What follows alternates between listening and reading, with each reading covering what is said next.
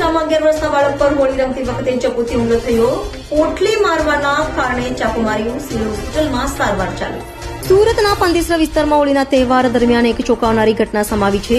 11 વર્ષનો બાળક હોળી રમતો હતો અને પોટલી મારી રહ્યો હતો ત્યારે સામેની વ્યક્તિએ ગુસ્સામાં આવીને તેના પર ચપ્પુ વડે હુમલો કર્યો. હુમલામાં બાળકને ગંભીર ઇજાઓ થઈ, જે બાદ તાત્કાલિક 108 એમ્બ્યુલન્સની મદદથી તેને સુરત સિવિલ હોસ્પિટલમાં ખસેડવામાં આવ્યો. હાલ બાળકની સારવાર ચાલુ છે અને તેની હાલત નાજુક હોવાનું જણાય છે.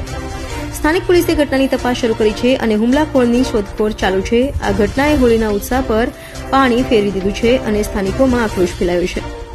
પોલીસે આરોપીને ઝડપી પાડવા તપાસ તેજ કરી છે, જેથી ન્યાય મળી શકે. આ ઘટનાએ બાળકોની સુરક્ષા પર પણ સવાલો ઉભા કર્યા છે.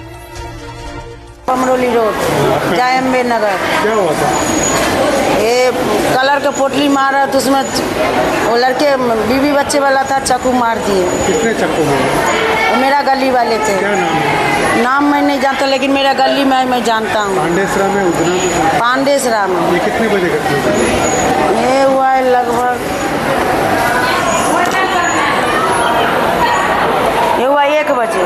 ये आपका बेटा है? हाँ, मेरा लड़का है, पवन है। इसकी उम्र 13 साल है। यूपी का बिहार का? बिहार का। यहाँ कब लाए? नहीं, अभी एम्बुलेंस से आया। क्या हुआ? डॉक्टर ने क्या बोला? डॉक्टर अभी तक नहीं आ रहे हैं, बेहोश पड़ा है अभी।